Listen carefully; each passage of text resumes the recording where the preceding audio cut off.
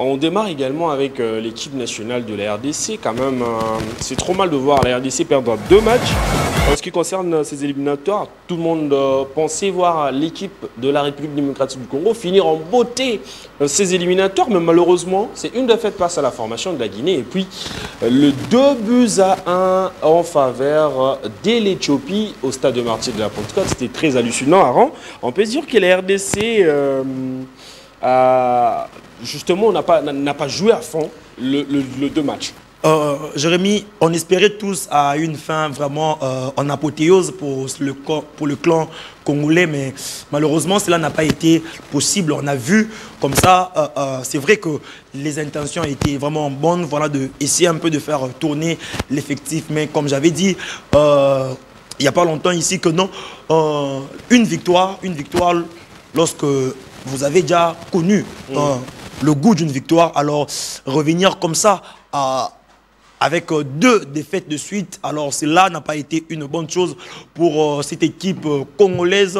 On a vraiment senti que cette équipe congolaise était en manque d'inspiration. Ça, c'est vraiment quelque chose qu'il faut souligner. Et même l'entraîneur de cette équipe de Léopard l'a aussi mentionné, bien qu'il n'a pas voulu comme ça endosser la charge aux attaquants seulement. Il a préféré comme ça porter seul ce grand fardeau, mais on peut comme ça voir que le manque de réalisme a été comme ça le partage de cette équipe congolaise pour ces 2 derniers matchs. Mais c'est vraiment quelque chose de beaucoup regrettable, même si on peut dire que cela a été juste pour essayer comme ça de assaisonner ce qui s'est passé lors de 4 premiers matchs. Cette équipe congolaise est déjà qualifiée, bien qu'elle a comme ça perdu ces 2 dernières rencontres. Mais c'est vraiment regrettable. Il ne faut pas comme ça revenir à la défaite après avoir goûté comme ça pendant longtemps à la victoire. Voilà, j'aimerais dire quelque chose. Pourquoi la RDC commence bien et finit très mal? On a vu ça lors de la Coupe d'Afrique des Nations.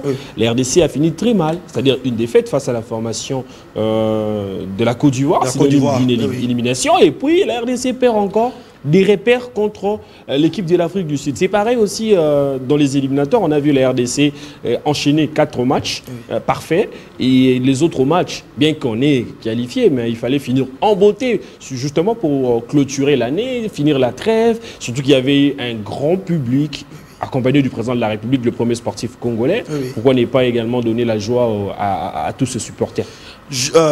Jérémy, ici il y a un petit problème avec nous, ici en République démocratique du Congo. En fait, il y a cette chose dans nos têtes que non, on est déjà qualifié. C'est ce qui a fait, on a vraiment senti que le joueur n'était pas tellement à fond. Les joueurs ne sont pas vraiment donnés à 100% comme on a l'habitude de voir nos joueurs de Léopard.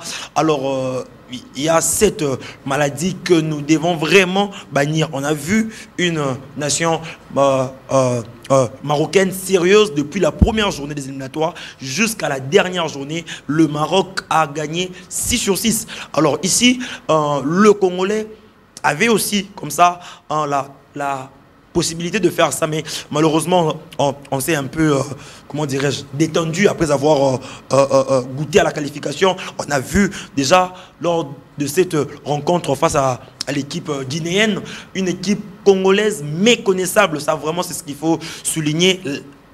La Guinée a malmené la République démocratique du Congo depuis le début jusqu'à la fin, bien que le Congolais sont un peu revenus à un certain moment pour essayer de faire mouche, mais malheureusement ça n'a pas tenu. Voilà, on a vraiment senti une équipe congolaise détendue, ce qui n'était pas une bonne chose. Il a fallu rester vraiment sérieux pour essayer comme ça de encore vaincre ce match, parce qu'on rappelle ici, Jérémy, bien que ce match était presque sans enjeu, mais l'enjeu était que il y a un classement FIFA. Il y a un classement FIFA qui va sortir là très bientôt.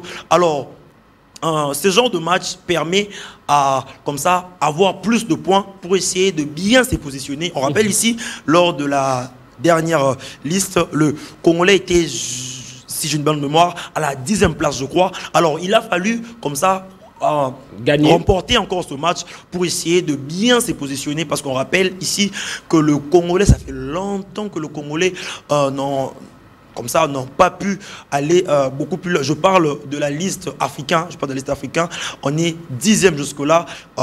Après la CAN 2017, le Congolais était arrivé comme ça jusqu'à la 6e place. Alors depuis là jusqu'aujourd'hui, le Congolais n'ont pas pu revenir, voilà, dans ce top 6. Est-ce que l'équipe des Sabres est irréprochable dans ce parcours des éliminatoires?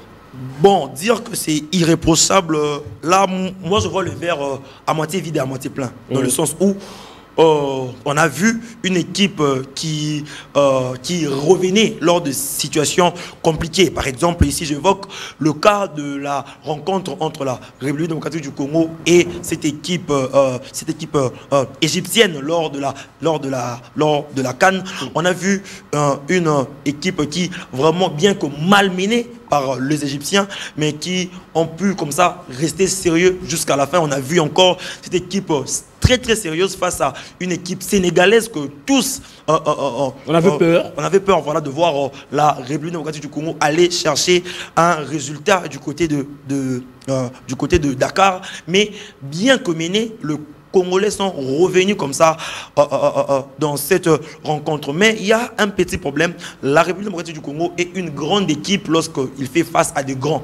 Mais le Congolais, lorsqu'il se retrouve face à de petits, alors c'est comme si lui aussi veut jouer petit. Or, c'est face à de petites équipes, je me permets comment dirais-je l'expression, avec plein respect pour les autres équipes. Lorsqu'on joue face à des équipes comme ça, que sur papier on est favori, il faut essayer comme ça de remporter ce match avec de la manière pour essayer comme ça de lancer un message à d'autres équipes et aussi pour bien se positionner. Donc ce qu'on peut dire ici, c'est que l'équipe de Sébastien Desabre n'est pas irréprochable. Il y a encore des choses dont il faudra comme ça bien ajuster en vue de cette période allant du mois de mars 2025 pour entamer comme ça la phase des éliminatoires pour la prochaine Coupe du Monde qui va se tenir en 2026. Voilà, on va écouter également Sébastien Desabre. Je pense que les Léopards ont quand même du répondant parce que l'entraîneur a voulu roter son effectif. Il a beaucoup parlé sur son effectif. Il voulait également donner du sang neuf à certains joueurs qui n'ont jamais joué. Pardon, Jérémy, ce que j'ai aimé avec Desabre, c'est qu'il a endossé lui-même la responsabilité. Le fait d'être très responsable. C'est très responsable. C'est très responsable. On va écouter Sébastien Desabre et puis on revient pour analyser encore ce mot et puis poursuivre cette très belle émission, surtout concernant le stage de Léopard. Cette fois-ci, ça sera le U20 qui ont aussi fait jeu égal face à l'équipe de l'Arabie Saoudite. Oui, c'est une déception bien sûr de s'incliner à domicile. Je pense que le fautif c'est moi parce que j'ai fait tourner beaucoup l'effectif, mais je pense que c'était nécessaire pour voir certains joueurs en situation qui s'aperçoivent aussi que jouer à Kinshasa c'est pas simple.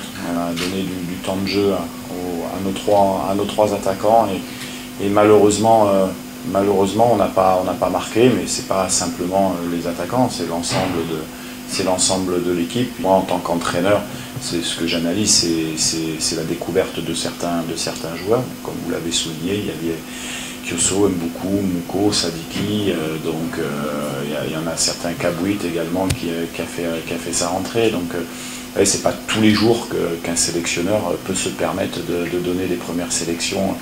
Bien sûr que tout le monde est déçu par la défaite, et moi le premier, moi j'aime pas perdre.